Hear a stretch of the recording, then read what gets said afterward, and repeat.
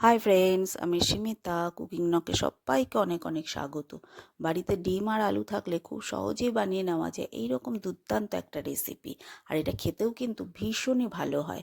আর আজকে আমার রেসিপি হলো ডিম পোলাও। আর এই ডিম পোলাও বানানোর জন্য এখানে আমি 1.5 কাপ বাসমতি চাল নিয়ে নিয়েছি। এই চালটাকে আমি এবারে ভালো করে ধুয়ে নেব। চালের মধ্যে জল দিয়ে দিলাম। এবার এটাকে ভালো করে ধুয়ে আমি 30 মিনিট ভিজিয়ে রেখে দেবো। চালটাকে আমি 30 মিনিট ভিজিয়ে রেখে দেবো। তাহলে চালটা এখানে ভেজানো থাক। এদিকে আমি একটা প্যানে 3টে ডিম নিয়ে নিয়েছি। এবার এটাকে আমি সেদ্ধ করে নেব। এখানে আমি 2টো বড় সাইজের পেঁয়াজ স্লাইস করে কেটে নিয়েছি, আর নিয়েছি টমেটো একটা, আর একটা আলু এরকম ছোট ছোট করে কেটে নিয়েছি। কড়াটা বসিয়ে দিলাম, দিয়ে এখানে আমি দিয়ে দিলাম 4 চামচের মতন তেল। তেলটা গরম হয়ে গেছে। এবার এর মধ্যে আমি দিয়ে দিয়েছি যে আলুগুলো ছোট ছোট করে কেটে রেখেছিলাম, সেই আলুগুলো দিয়ে দিলাম। আলুগুলো এর মধ্যে দিয়ে দিলাম। এবার দেব এর মধ্যে সামান্য একটু লবণ। সামান্য একটু লবণ আমি অ্যাড করে দিলাম। আর দেব সামান্য হলুদ গুঁড়ো। সামান্য হলুদ গুঁড়ো দিয়ে দিলাম। এবার এটাকে আমি ভালো করে ভেজে নেব। দেখো, সামান্য হলুদ গুঁড়ো দিয়ে দিলাম। এবার এটাকে আমি ভালো করে ভেজে নেব। দেখতেই পাচ্ছ আলুগুলো কিন্তু খুব সুন্দর ভাজা হয়ে গেছে। এবার এই আলুগুলোকে আমি তুলে নিচ্ছি। এবার ওই তেলে আমি ডিম সেদ্ধ করে রেখেছি, সেই ডিমটা দিয়ে দিলাম, দিয়ে হালকা ভেজে নেব। দেখো, ডিমগুলো কিন্তু হালকা ভাজা হয়ে গেছে। এবার এটাকে আমি তুলে নিচ্ছি। ডিমগুলোকে এবার আমি তুলে নিচ্ছি। এবার ওই তেলে আমি দিয়ে দিলাম একটা দারচিনি, 3-4টে ছোট এলাচ, আর 2-3টে লবঙ্গ দিয়ে এবার এটাকে আমি ফোড়নে দিলাম। এবার এটাকে আমি একটু ভেজে নেব। দেখতেই পাচ্ছ ওটা ভাজা হয়ে গেছে। এবার এখানে আমি দিয়ে দিচ্ছি যে পেঁয়াজগুলো আমি স্লাইস করে কেটে রেখেছিলাম, সেই পেঁয়াজগুলো আমি এর মধ্যে দিয়ে দিলাম। এবার এই পেঁয়াজটাকে আমি ভেজে নেব। খুব বেশি ভাজবো না, জাস্ট হালকা করে ভেজে নেব, কালারটা চেঞ্জ হওয়া অবধি। দেখতেই পাচ্ছ পেঁয়াজটা কিন্তু ভাজা হয়ে গেছে, আর কালারটাও কিন্তু চেঞ্জ হয়ে গেছে। এবার এর মধ্যে আমি অ্যাড করছি 1 চামচ আদা রসুনের পেস্ট। আদা রসুনের পেস্ট দিয়ে দিলাম। এবার এটাকে আমি একটু কষিয়ে নেব। দেখতেই পাচ্ছ এটা কিন্তু ভালো করে কষানো হয়ে গেছে। এবার এর মধ্যে আমি দিয়ে দিচ্ছি যে টমেটোগুলো আমি কেটে রেখেছিলাম, সেই টমেটোগুলো, আর দিলাম সামান্য একটু লবণ, যাতে টমেটোটা তাড়াতাড়ি সেদ্ধ হয়ে যায়। এবার এটাকে আমি কষিয়ে নেব যতক্ষণ টমেটোর কাঁচা গন্ধটা না যাচ্ছে। দেখো, ভালো করে কিন্তু কষানো হয়ে গেছে। এবার এর মধ্যে আমি দিয়ে দিচ্ছি 2 চামচ টক দই। এই টক দইটা কিন্তু আমি আগে থেকে ফেটিয়ে রেখেছিলাম। সেই টক দইটা আমি এখানে দিয়ে দিলাম 2 চামচ। দিয়ে এবার গ্যাসের ফ্লেমটা একদম লো করে আমি এই টক দইটা মশলার সঙ্গে এরকম করে নেড়ে নেড়ে ভালো করে মিশিয়ে নেব। গ্যাসের ফ্লেমটা লো করে রেখেছি, কারণ তা না হলে কিন্তু দইটা ফেটে যেতে পারে। দেখো, এইভাবে মিশিয়ে আমি এই মশলাটাকে আমি এই টক দইটার মশলাগুলোকে ভালো করে কষিয়ে নেব। দেখতেই পাচ্ছ এভাবে ভালো করে আমি কষিয়ে নেব মশলাটাকে।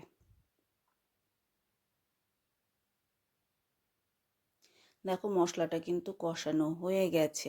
এবার এর মধ্যে দিয়ে দিচ্ছি রোজের যে বেসিক মশলাগুলো আমরা রান্নায় দিই, সেই মশলাগুলো। এখানে দিলাম 1/2 চামচ হলুদ গুঁড়ো। এবার দেব স্বাদ মতন লবণ। স্বাদ মতন লবণ আমি অ্যাড করলাম। এবার দেব 1 চামচ ধনে গুঁড়ো। 1 চামচ ধনে গুঁড়ো আমি এর মধ্যে দিয়ে দিলাম। আর দেব 1/2 চামচ কাশ্মীরি লঙ্কার গুঁড়ো। কাশ্মীরি লঙ্কার গুঁড়ো দিয়ে দিলাম। এবার এটাকে একটু মিশিয়ে নেব। আর দিয়ে দিচ্ছি যে বাটিতে দইটা রেখেছিলাম, সেই বাটিটার মধ্যে সামান্য একটু জল দিয়ে সেই বাটি ধোয়া জলটা আমি এখানে দিয়ে দিচ্ছি। এবার এটাকে আমি ভালো করে একটু কষিয়ে নেব। দেখতেই পাচ্ছ মশলাটা কিন্তু ভালো করে কষানো হয়ে গেছে। এবার এর মধ্যে আমি দিয়ে দিলাম 2টো কাঁচা লঙ্কা চিড়ে রেখেছিলাম, সেই কাঁচা লঙ্কা, আর দিয়ে দিচ্ছি ধনেপাতা কুচি। ধনেপাতা কুচি দিয়ে দিলাম। এবার এটাকে খুব ভালো করে আমি মিশিয়ে নেব। এখনই আমি ধনেপাতাটা দিয়ে দিলাম, তাহলে ফ্লেভারটা খুব ভালো আসবে, আর সব মানে সব চালের সঙ্গেও মিশে যাবে। দেখো, ভালো করে কিন্তু আমি মিশিয়ে নিয়েছি।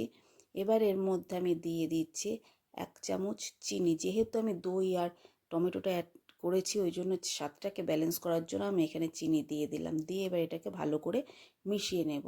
দেখো মশলাটা কিন্তু ভালো করে কষানো হয়ে গেছে, তেলও ছেড়ে দিয়েছে। এবার এর মধ্যে আমি দিয়ে দিচ্ছি যে চালগুলো আমি ভিজিয়ে রেখেছিলাম সেই চালগুলো আমি দিয়ে দিলাম।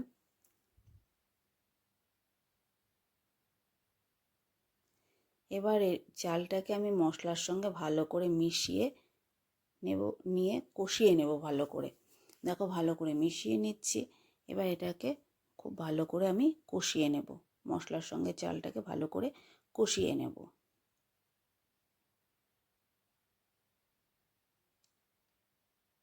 দেখতেই পাচ্ছ চালটা কিন্তু খুব ভালো করে কষানো হয়ে গেছে মশলার সঙ্গে। দেখো খুব সুন্দর করে কিন্তু কষানো হয়ে গেছে। আর একটু কষিয়ে নেব। কষানো হয়ে গেছে। এবার এর মধ্যে আমি দিয়ে দিচ্ছি গরম জল। এখানে আমি 3 কাপ জল গরম করে রেখেছি। যেহেতু আমি 1.5 কাপ চাল নিয়েছি ওই জন্য 3 কাপ জল দিলাম, ডাবল জল দিয়ে দিলাম। দিয়ে এবার এটাকে আমি ভালো করে মিশিয়ে নিচ্ছি। এবার এর মধ্যে আমি দিয়ে দেব যে আলুগুলো আমি ভেজে রেখেছিলাম যে আলুগুলো, সেই ভাজা আলুগুলো আমি এখন এর মধ্যে দিয়ে দিচ্ছি। ভাজার সময় এটা মোটামুটি তো সেদ্ধ হয়ে গেছিলো। এবার এর মধ্যে দিয়ে দিলাম। দিয়ে এবার গ্যাসের ফ্লেমটা হাই করে আমি এটাকে ফুটিয়ে নেব।